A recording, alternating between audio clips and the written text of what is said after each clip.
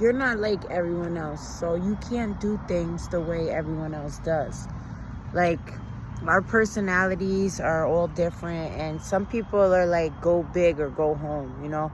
Some people have addictive personalities to where, like, they have to keep doing something, and there's no, like, in between. It's like all or nothing, you know? And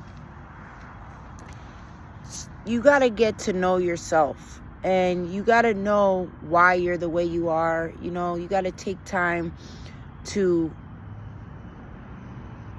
reflect. You know, like right now, I'm over here at the track. You know, I was just taking a little jog and walk because, you know, I'm actually going through something myself, and I needed time to reflect. So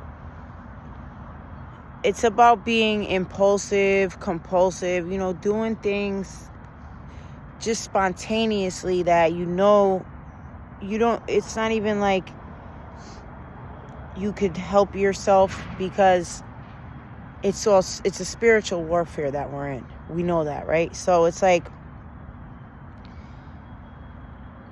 you have to go through different changes and hit a rock bottom, whatever, because it's not going to be that simple to just completely stop something on your own, you know. God has to intervene, and he knows when you can't take it anymore, because it says in the Bible, you know, that he only gives you what you could bear, and then he makes a way of escape for you, you know. So it's like you have to realize when you get to a certain point, like, that whatever it is that you're doing, that, all right, you know, this has to be the breaking point, you know, because you're starting to see everything happening around you, how your actions are affecting other people. And it's like you have to really take heed to the damage that whatever it is that you're doing is causing. So if you don't do that, it's going to get worse, and it's going to escalate. That's why you have to take your time to really, like, be to yourself and reflect and think about your life and think about your choices, and, you know, take it to the Lord in prayer, because I'm actually going through something right now. I'm not going to get into the details, but I'm praying right now, after, you know, before and after this video. God wanted me to sit down and speak about this, but, you know, if you feel like, you know, there's no one to talk to, you know, you try to talk to, some of us don't even have family, or even if we have family, like with me, like, you know, like what Jesus said, who is my mother, who is my brother, if they're not doing the will of my Father? Like, a lot of chosen ones, we're black sheeps. We don't have family. We don't have anyone supporting us. We don't have anyone that understands us, because our life is all spiritual, you know. It said, be not conformed to the world, but be transformed in our minds, with the renewing of our mind. Transformed by the Spirit with the renewing of our minds.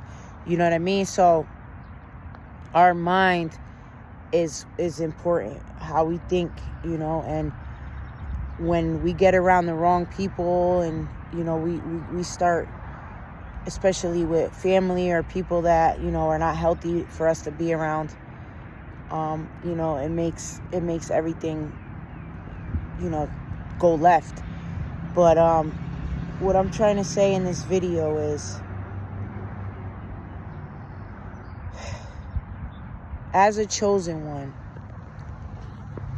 we are spiritual. So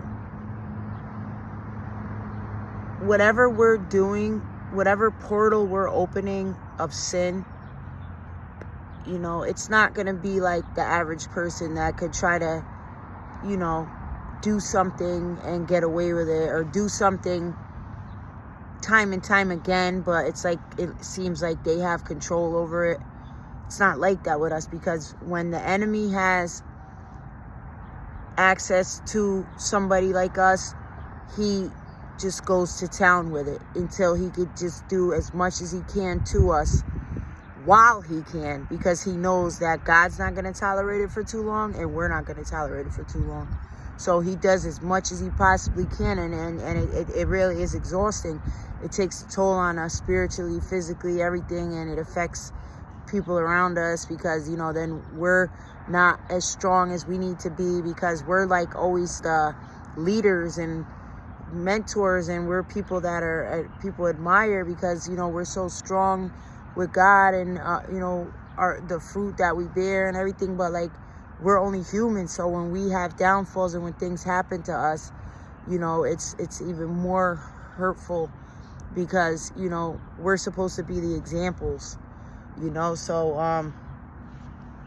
and the enemy knows that, and that's why, you know, whatever that weakness is, he's gonna use it to his advantage, until God finally steps in and says enough is enough, you know, leave my child alone, you know, and we submit to God and ask for forgiveness and turn from our wicked ways as well, you know. But I just want to say to anyone watching right now, you know, don't give up. Don't feel like whatever it is that you're going through, it's the end of you, or that God is not going to help you or be with you because you feel ashamed, or you feel like, you know, you got a lot of regret, or all the sin is just weighing on you heavy. You know, just know that, you know, the devil has no power over you. You know, he could try all he wants. You know, he's going to keep doing a lot every day, you know, for the rest of your life. But God has the ultimate final say over your life, and he's going to make sure that everything's going to work out as he planned it to be. Whether you have to go through more ups and downs or obstacles than you planned on going through, either way, it's your choice of what you want to do to fix your situation by praying and allowing God to step in and really just humble yourselves and realize, you know, what's the truth about the matter, and just stay on track with what God has for your life. The will of his will be done on this earth as it is in heaven, through you and your calling and your assignment. Don't stop believing. Don't stop striving for that light at the end of the tunnel. You know, just, and pray for me, guys, too, guys. Thank you for watching. Take care. Peace.